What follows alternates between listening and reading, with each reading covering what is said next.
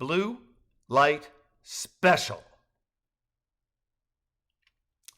Sean's and my driving itinerary began with a not nearly as early an a.m. departure from Des Moines, Iowa as I'd planned, and it was my south by southeast driving that took us to the fertile fields of Iowa's eastern half to far eastern Missouri, where we gassed up and changed drivers just south of Hannibal, M.O., the hamlet made famous by Sammy Clemens' Huck, Tom, Becky, and Injun Joe crew. Crossing the Ohio River, Sean was behind the wheel as we entered the northwest corner of Kentucky, where I uttered, "But will it play in Paducah?" a timeless line that received a blank stare from my early 90s millennial offspring.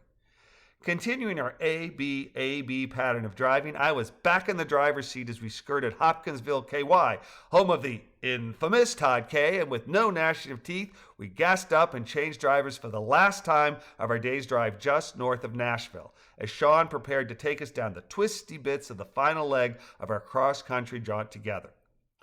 Google Maps had indicated a 14-hour and 14-minute drive time between Des Moines, IA and Clayton, GA, and I'd hoped that a 5 a.m. departure would allow for a dinner time reunion with my beloved goddess Durga. But driving along, my hope for a before 7 arrival was soon gone with the wind and scattered among the mountain, backwater, backwoods haunts east of Chattanooga, and especially between Felix Hollow, GA and Tallulah, Persimmon, where the roads are twisty and best navigated in daylight rather than starlight. As mentioned in Down and Out in Boise, Idaho, my skill with a manual shift car rated a grade of C- at best, a skill level that had, mostly, proven adequate for highway driving. But at the end of a long day of driving, I was in no way up to the task of negotiating twisting mountain roads running through hamlets with traffic lights at night.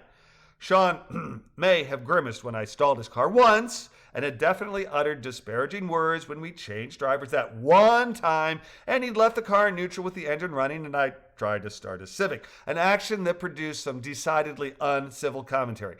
Oh, and the controls for activating the Honda's cruise control, decidedly different from those of Ford or Toyota, another glitch that raised my poor boy's BP repeatedly.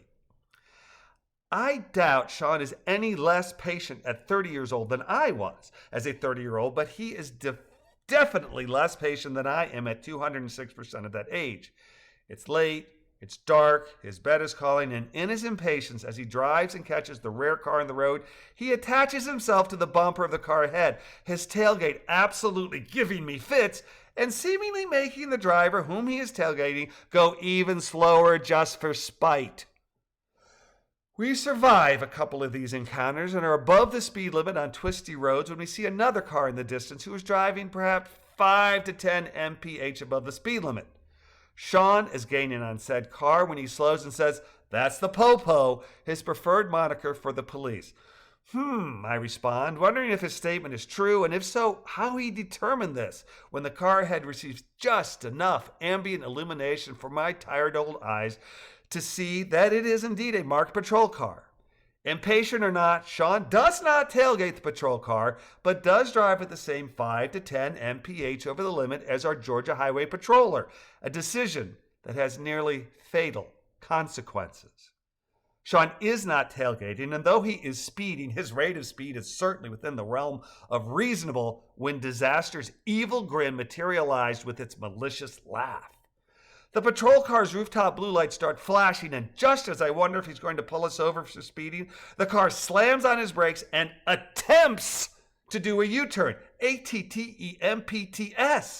Failing to complete his U-turn, our outstanding peacekeeper throws his car into reverse directly in front of us and backs into our lane, and my impatient but physically gifted offspring manages not to strike the wayward officer whose patrol car apparently lacks a rearview mirror. Sean and I utter choice words that in G-rated comic strips are usually signified by stringing punctuation marks like pound, at, asterisk, and, plus, equals, exclamation mark, exclamation mark, exclamation mark, exclamation mark together. Words we both shout as our hearts momentarily exit our chests and spring from our mouths. Recovering sufficiently to express myself in words other than profane ones, I declare Deus Pater Deus Filius Prope Deum Animus before turning to Sean and saying, "That's Latin for wow, that was a close one." Continuing through the night, we arrive at Clayton's Bleckley Drive, home of the Airbnb my darling Durga has rented, and Sean, after joining me inside to hug his mama, drives the final 15 miles alone while I, after eating a bowl of cereal for dinner, receive the traditional hearty welcome home given to wandering spouses who've engaged in worthwhile, benevolent, and difficult quests.